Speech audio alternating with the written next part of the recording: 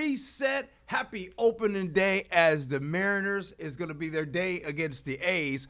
Also coming up right now, we're going to have G. Scott Jr. join the show to talk about his pro day. Let's go. It's the reset with G. Scott. Cat, we got company today. And you know how when you got company, you got to make sure we give them a firm, nice introduction. Introduce them everybody to the barbecue.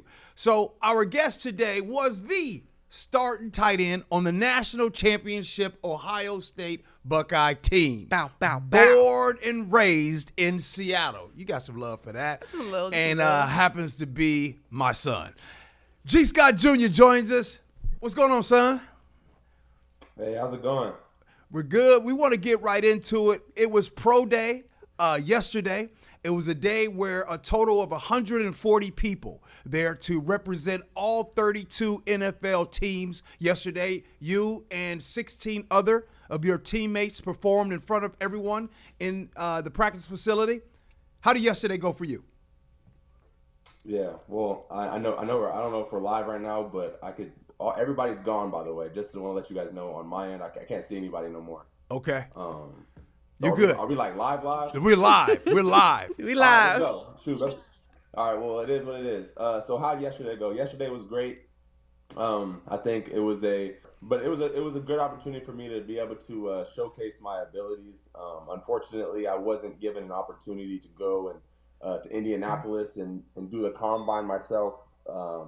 But it was a big dream of mine to be able to do that. But without getting that opportunity, it was good to still be able to get out there for pro day and showcase my abilities. I think overall I had a really good day. What were you most impressed with what you did? We know there's all different events. There's the vertical, there's the bench press, there's the 40, there's you, the cone drills, there's you showing off your route running. What was the one thing yesterday that you loved that you did the most? Yeah, it'd be hard to say one. I'm going to answer that question, but I think overall, that my overall body of work was something that I'm most proud of, just for all together. But if I had to choose one thing, that 225 bench press, I hit 25 reps. That was something I was very proud of. Period. It was something that it was actually a personal PR of mine. I kind of got stuck at 24 for like the past year or two of my life. So it was cool to hit that 25. But also, I can't look past the 40-yard dash. I think they ended up clocking me it's all unofficial, but I think they ended up writing me down for a 4.60, which would have been the fastest tight end at this year's combine. So that's pretty big, though. Love that. Bet. Speaking about impressive, I'm impressed. I was on your social media page last night just stalking, and I saw that you are a very strong Christian. Can you talk to us about what inspired you to be so bold and so vocal about your faith? I'm also a Christian, so hey, I'm with you right now. But talk about what was this shift? What was this? What inspired you to be so vocal and lead like a baptism, I believe, with your team? Yeah, I think everything that you were able to see externally is a fruit and a result of a radical saving and something that took place internally inside my heart. And I think it's been amazing over the last few years. I've been blessed with some great opportunities to be able to minister the Word of God to very, very many people, and it's been an amazing thing to take place in. But I think more importantly, before I'm able to minister the Word of God, there had to be an internal thing that took place. And I think around the time of early 2023, late 2022 was when I began this walk with the Lord. And I always had this idea of who God was, and what people basically my relationship with God is what everyone else had to say about God. And I kind of made a declaration in my life at one point, was like, man, I'm tired of what everyone else has to say about God. Lord, if you're real, I want to know who you are for myself. And when I embarked on that journey is when my life began to sincerely change. How does that, leaning on your faith, son, how does that help you or help navigate through this career in football that you've had? I'd assume that there's a lot of adversity that happens with football. It's not all about winning. There's a lot of things that happen. How do you lean on that faith, and how does that faith help you out in your career?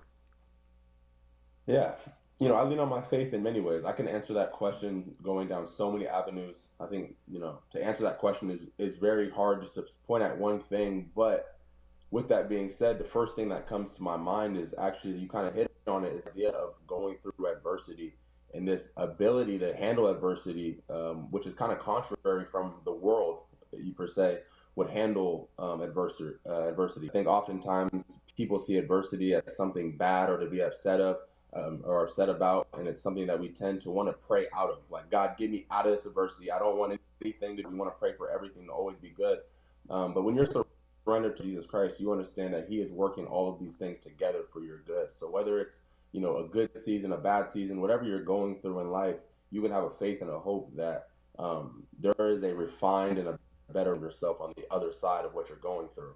And so I think having that hope, faith, has driven me to have the ability to keep hope and faith through all the circumstances I go through, whether that's winning a national championship or not winning a national championship, going to the combine, going to the combine, getting the promotion or not getting the promotion.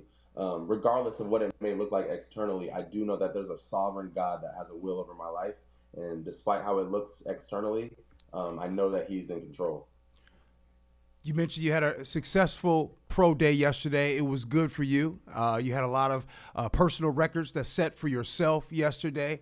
So help us understand what is next for you. The NFL draft is next month, April 24th to be exact.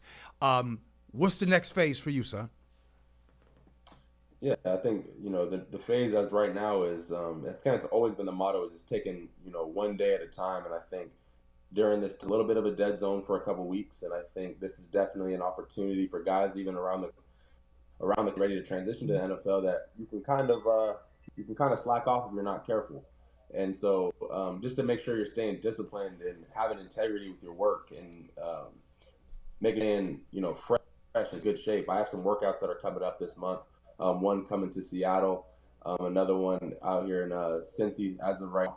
And I think what's important is staying in great shape, and staying prepared and staying ready, so I don't got to get ready. Wait, Cat. That was a bar. The bar was there. But if you're watching right now, did anybody catch that? Y'all just heard some news. Hold up.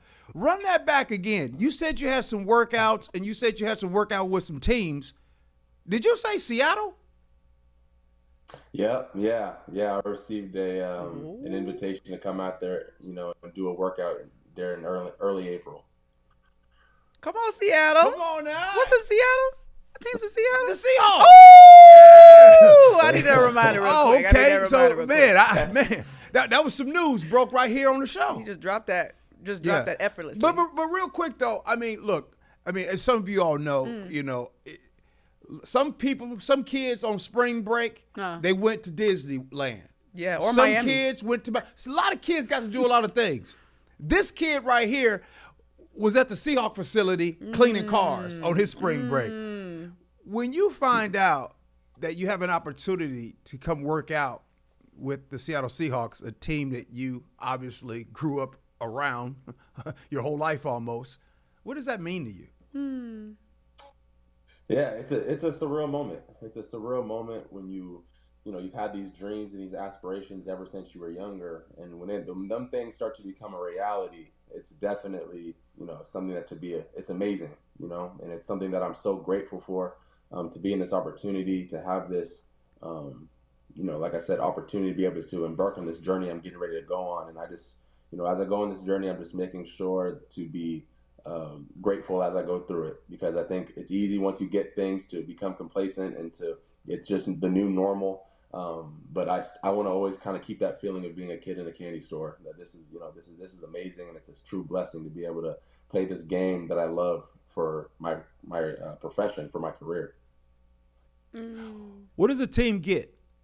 If a team, there's 32 teams, and we don't know what team that you'll land with, but let's just say an NFL team does land G. Scott Jr. If you were in an interview with the team right now, who are they getting if they get you? Yeah, I think before I would say anything on the field, I would start by talking about who you would get off the field. Someone who is a true servant leader, and someone who truly embarks on the journey of putting others before themselves and leading in that way. I think there's a true art to that. And I think, so, yeah, like I said, someone who's selfless, and then I would let the film kind of speak for itself of the kind of football player you're going to get. I like hearing that. How much does Ohio State in the program that you played with help with, building you guys up, developing you guys to be good NFL pros? Yeah, that's a great question. I just said this in an interview yesterday that, Ohio State as a program, Ohio State football is, it's the pinnacle of college football. In my opinion, like these great programs, they prepare you all the way around, and that's why you kind of see that guys that come from here end up, becoming successful NFL players, or if they're not successful NFL players, they're successful men just in life. Because the kind of lessons that you learn here are able to be translated through all things that you do throughout life. And so I'm very grateful to call myself a Buckeye, but not only any Buckeye, but a national championship winning one. So, hey, before you go, we got one more minute with him. And don't you find it interesting, son, that your former roommate is dang near the face of Seahawk football here in the city that you were born and raised in? Like, when you see Jackson Smith and Jigba doing all these things, having this success, fans here loving them, what do you think when you see that? It's exciting. It's someone who's, I believe, is very deserving. I think it's pretty cool to see it now because, I think the same Jackson that they're seeing now is the same Jackson that I met back in 2020, and I believed all along that he was capable of being the player that he is today. And so we were actually just on FaceTime earlier this morning, talking about just our futures and our goals and the things that we want to be able to do. And so I'm happy isn't even the word that I am for Jackson, and I think the best is actually yet to come for him. Love it. All right, man. Well, hey, enjoy the rest of the day. Hey, man, how was that steak that we had the other night? Steak was the truth. It was great. I don't even know what the spot was called, but the Avenue. The Avenue. This ain't even no promotion. That was the truth. All right, man. Well, hey, have a good rest of the day. Love you, man. All right, love you too. Thank you guys for having me on. You got it. Man, we're going to take a quick little break because it is opening day, and we're going to be bringing on Lyle Goldstein from the Marine Layer podcast to talk the Mariners, baby.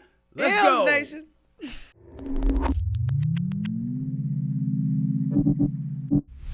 Welcome back into the reset. It is opening day. There's a lot of you good people that's going to be over at T-Mobile Park. I'm here, and of course, my good friend Kat Stokes is here as well. But we do have a guest here on the show. He's from the Marine Layer podcast. His name is Lyle. He's also one of the producers for Brock and Salk on the Seattle Sports Station. Lyle, thanks for being here, man. Gee, this is cool. Thanks for having me. That's it. Opening day is happening. A lot of folks is going to be heading on over to T-Mobile Park.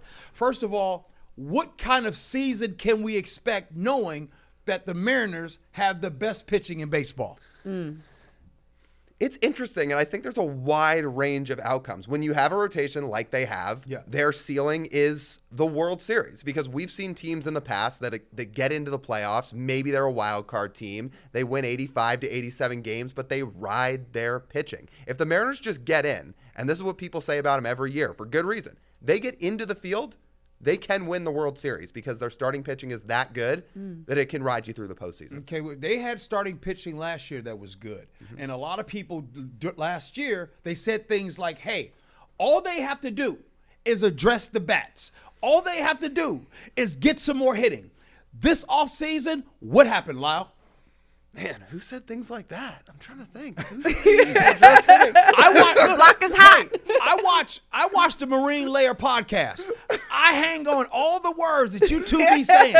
I've seen you guys address this topic. Help. Well, maybe once or twice. I would say, yes, they needed to address bats. And the reason I think there's a wide range of outcomes for this season and not just definitively saying, yeah, they're going to win 90-plus games. They're the favorites to win the AL West. They're American League favorites. The reason they're not that is because their offense on paper lacks. Could things go differently? Sure. Last year, a lot of guys didn't perform. Guys were supposed to live up to expectations that didn't, and a lot of guys collectively had down years. So I think there was a wide set opinion, and for good reason, that they needed a little bit more. They needed to add a little bit more in the offseason offensively, and I think that is why people are going into this season somewhat a little bit skeptical about what the offense could be. But if guys can play the way they're supposed to play with the roster they do have, because it's very similar to last year, right? Because ultimately they probably didn't add enough. So if guys, that being said, play the way they're supposed to play, you could look at a team that, again, still wins 90-plus games and is favored to win the AL West. That's what I think. But in terms of what happened last year and what they didn't address, yeah, that's why people said what they said rightfully, because on paper, I think there is a little bit to be desired. Thinking about expectations, like you said, collectively, which is kind of rare, because what most of the people have been saying is Julio didn't perform. I'm going to be real with you. As a collective, who are you looking to warm up on these bats? Because I'm going to be real with you. I think they did answer some of the batting problem when they brought in Edgar. When they brought Edgar back in, like, they were the top 3 offense, like, near the end of the season after that slump. So what are things, including Julio, what are you looking for with specific players, with specific things to do on the bat, on base, to switch it around for us? Yeah, there's a bunch. And you bring up a good point. When Edgar and Dan Wilson came in last year, things changed. It changed. They had a good final 6 weeks. It wasn't quite enough to get them into the playoffs, but things did change. And ultimately, because they didn't go after a lot of bats this offseason, that is clearly their message, is we don't feel like we need a lot. We feel like the change in philosophy and the change in coaching is enough. And we're going to see how that shakes out over 162 games. Are they right? We don't know yet. But in terms of what you bring up, Kat, in terms of who we should look for to change and hopefully improve this year, Julio's at the top of the list. There's no doubt.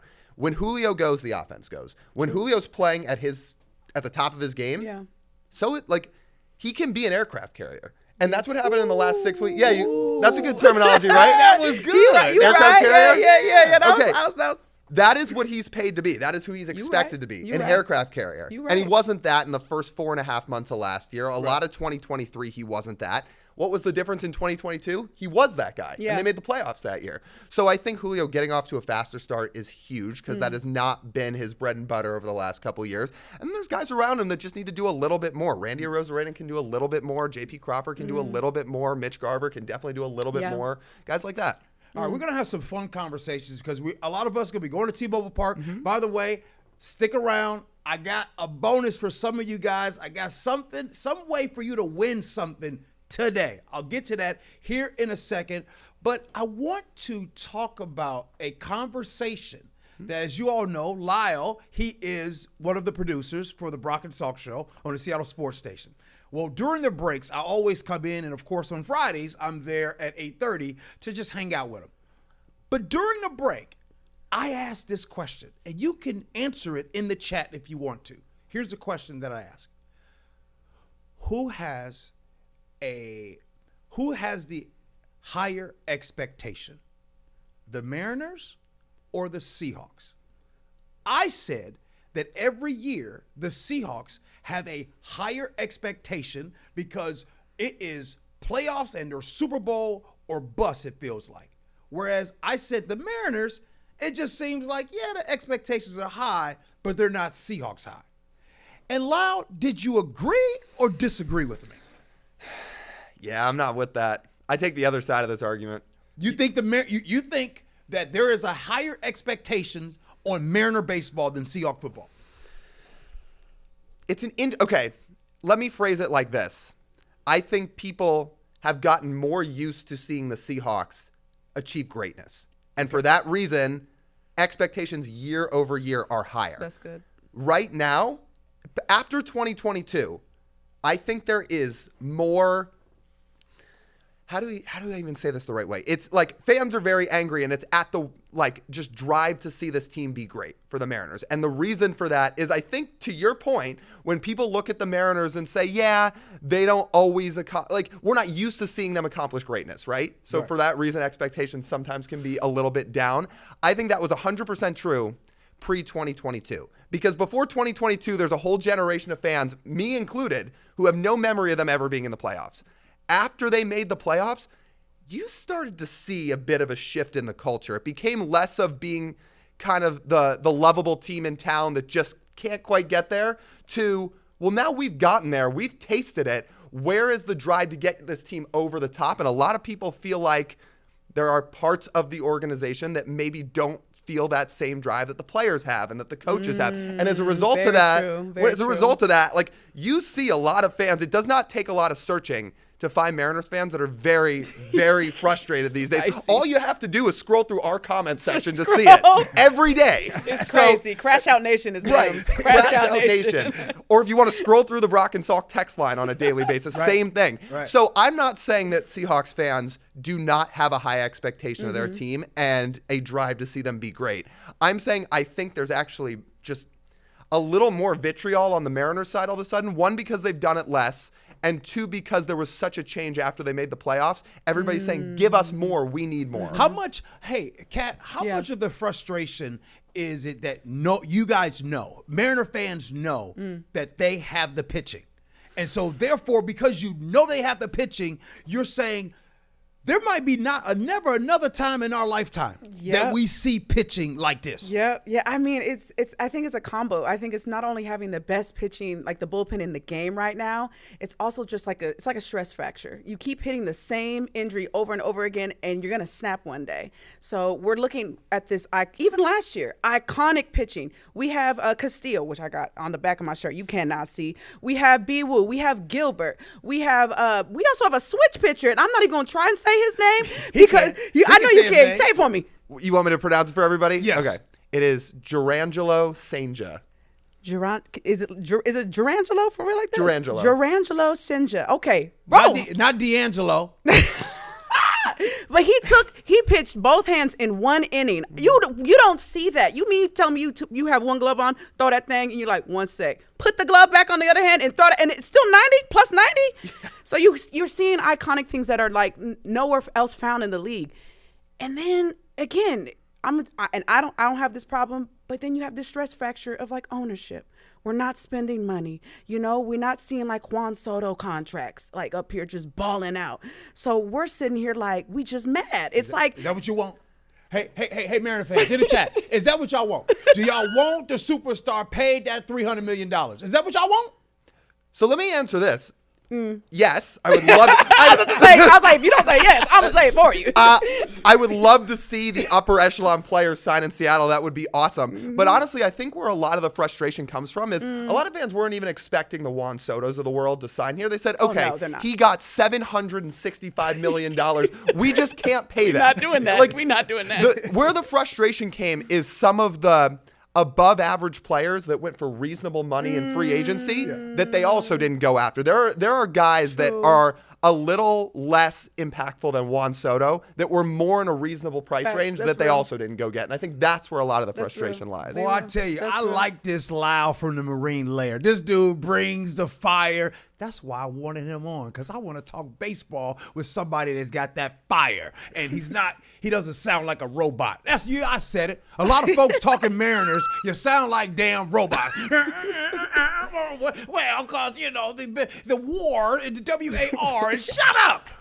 Anyways, finally we got somebody with some passion. All right, before you go, and I'm going to tell you on how you guys can win something, but real quick, answer this. You can only have one food at T-Mobile. What is it and why? Lyle, start us off. Kat, you next. Ooh. One food at T-Mobile. It's pretty cliche, but probably garlic fries. It's so unique. Come on, baby. Come on, man. You got it? Yeah. Ain't nothing better than the garlic fries. I don't care all about the new corn dogs, new Ichi wings, new this. Give me them damn garlic fries. What you got, Kat? I'm about to say the opposite of y'all. So you got to go to Tamari Bar, okay? And they got the kimchi. No, it's not kimchi. But it's fried chicken and rice, and it's just so bomb. But it's bougie. You ain't go to the baseball game to get it. First of all, who's trying to go to a game where you gotta do all this? Let's just keep it simple, baby. Like this, like that. Because you got to catch stuff. If you got to catch something and then you eating the garlic fries, nah. You got your fork. You eat. Your hands clean. First of all, you ain't wearing no damn glove at the stadium anyways, are you? I'm gonna just raw glove? That thing. No, I'm gonna just catch it with my hand. Okay. Ball out. Lyle, you ain't wearing no gloves. You too old No, for that. I haven't worn a glove to a game since I was probably, 10 or 11. Yeah. Lyle, you gotta come on again, man. Happy to do it? No, seriously. Like, hey, make sure you can check it out. They're on Instagram. the Marine Layer podcast. Check them out. Listen, when it comes to baseball, which, by the way, used to be my first love in the 80s, baseball was my first love. And then, the 90s and then the steroids, whatever about that.